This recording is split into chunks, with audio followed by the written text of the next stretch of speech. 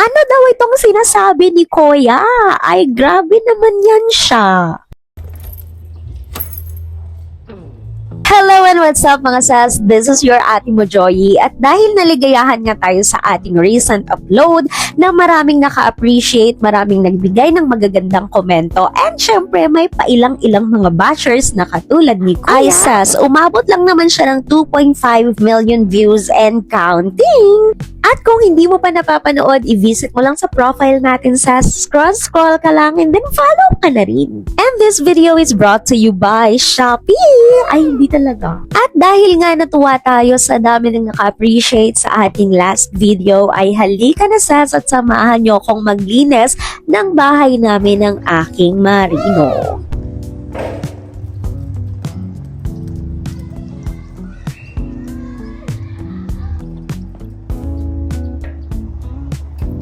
Eto lang talaga yung sad reality kapag malayo yung partner mo, ikaw ang gagawa ng lahat ng linisin sa bahay, sis. At dahil hindi pa naman namin natitirhan tong bahay na to, ibig sabihin wala pang masyadong kalat. Hindi talaga kalat yan mga sis kasi ginagamit ko talaga yan sa paglilinis. And more on maintenance lang talaga ang ginagawa ko dito. So, ibig sabihin, kailangan talaga makatanggap ako ng sahod. So, yung binigay niya sa akin, sahod ko talaga yon. Gold digger yarn. At ito rin talaga ang binabantayan ko sa bahay namin, sis. Yung mga tagas na yan sa bubong, kaya kailangan talagang ma-repair yan, mga sis. And syempre, dito sa lababo, dino-double check din natin yan. At syempre, hindi lang dapat loob ng bahay ang malinis. Dapat pati yung labas ng bahay malinis. Kasi kapag dumating yung amo ko at inabot niya ng talagang ang dami-daming damo dyan, ako magsisermonan talaga ako at baka hindi ako maambunan ng sahod niya, sis. Ganun yon, gold digger yun. And after ko nga sa mga damo-damo na yan, mga sis, ay kinuha ko na tong basura na napakatagal na dun sa labas ng bahay namin. Hindi ko alam kung bakit ayaw kunin ng magbabusura. Magbubusura? Ano daw? Bale, sinasegregate ko na nga lang pala ito, mga sis. Baka yun ang dahilan kung bakit ayaw nilang kunin. And eto nga pala ang aking natagpuan. Ayan siya, sis. Meron siyang mga semento sa loob. At dahil wala naman tayong pagtatapunan nito, dito ko na lang siya ilalagay. Ayan dyan. At pagkatapos kong maayos yung labas, mga sis, bumalik na tayo sa loob. So, i-check muna natin kung gumagana nga ba yung ating camera. So, okay na. And eto na nga, mga sis, ang hirap mag-vlog po siya. So, tamang walis-walis lang tayo, mga sis. Syempre, yung mga sulok-sulok, yung kaila-ilaliman dyan. Since wala pa kaming masyadong gamit, hindi pa naman siya talagang nagkakalat at hindi pa masyadong maalikabok. Pero hindi ko nga alam kung bakit kahit naka-close naman yung door, meron pa rin pumapasok na konti-konting mga alikabok, mga sis. At inalis ko na nga rin pala yung cover ng sofa, mga sis, kasi inangat ko yung sofa nito dahil nung nakaraang araw, grabe ang pakikipagbuksaan namin sa mga ipis dito. Yes, sis. As in, parang mga 15 pirasong mga ipis yata yung napatay namin ng kapatid ko dito. Diyos ko dahil.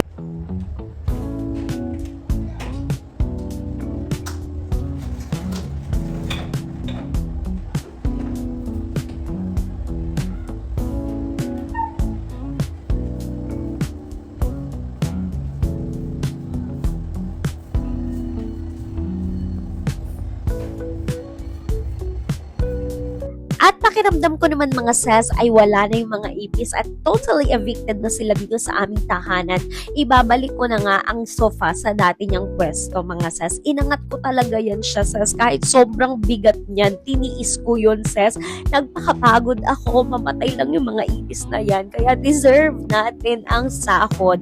Gold digger yarn. May kabigatan nga lang pala tong sofa namin na to, mga sis. Kaya kung mag-isa ka lang gagawa, ay nako, talagang mapapagod ka, hihingalin ka, tapos mauubusan ka ng hininga. Hindi naman ganun. Pero syempre dahil wala nga ang ating kasama sa buhay, ay tayo na lang mag-isa ang gagawa nito, mga sis. Wala tayong choice kundi magpaka-feeling strong. Okay, let's go.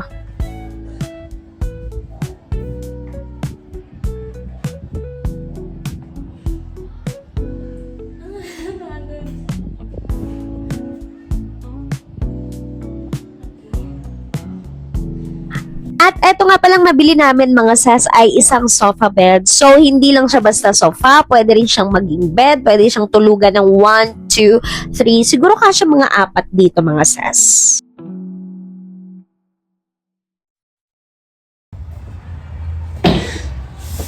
Oh, success! Pagod yun. So from this to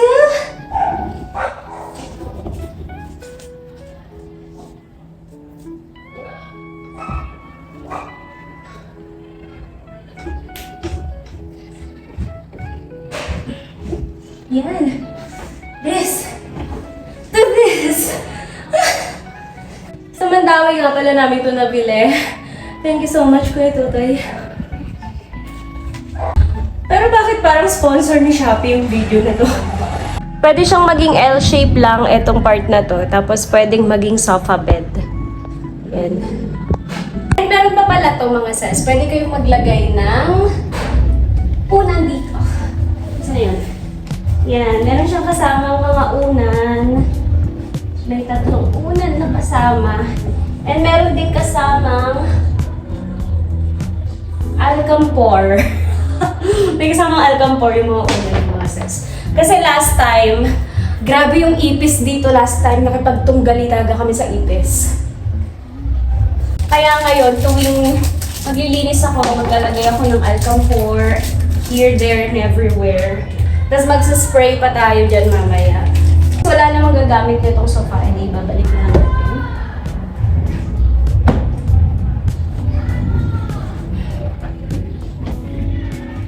Mukhang safe naman, mukhang wala namang ipis.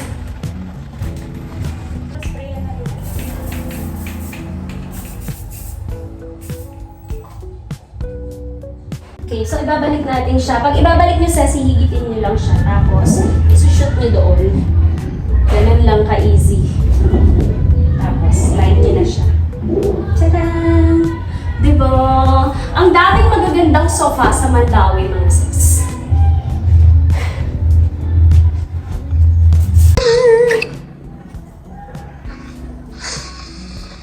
Hi! Mag-hi ka, naka-vlog tayo. Nasa bahay ako. Bahay natin? Say hi to the vlog! Hi! Yes. Anong masasabi mo sa mga nagsasabing gold digger daw ako? Grabe naman, ang sama nyo naman. May pangarap lang, tsaka mahal namin ang isa't isa. Miss you. Daddy, mukha daw akong pera. Hindi naman, unti lang. Buisan. Tingnan mo yun natin yung ng sopa. Madami.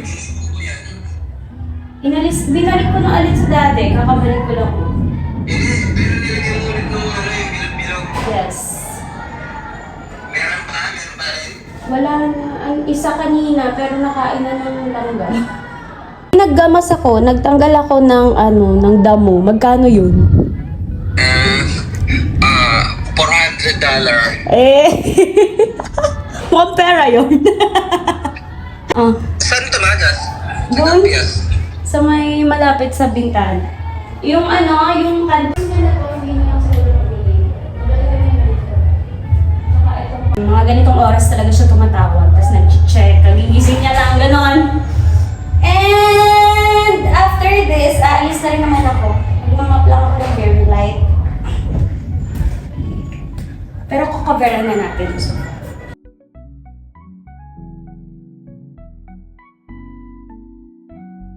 Uy! May baka ng ipis, oh. Panalo. At nakatapos na akong maglinas mga sas, magpa-final touch na lang tayo. Nag-spray lang ako para sa mga ipis mga sas para hindi na sila mabuhay dito sa bahay ni Kuya. And syempre, pakita ko sa inyo itong aking favorite corner as of the moment.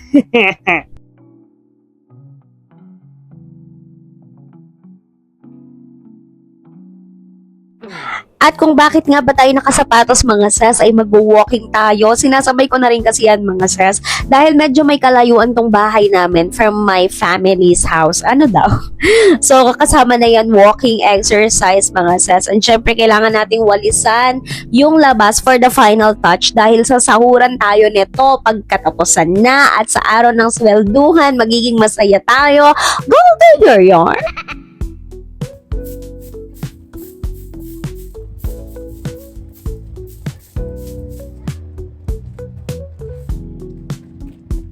Now, time to go home na mga sas, and syempre make sure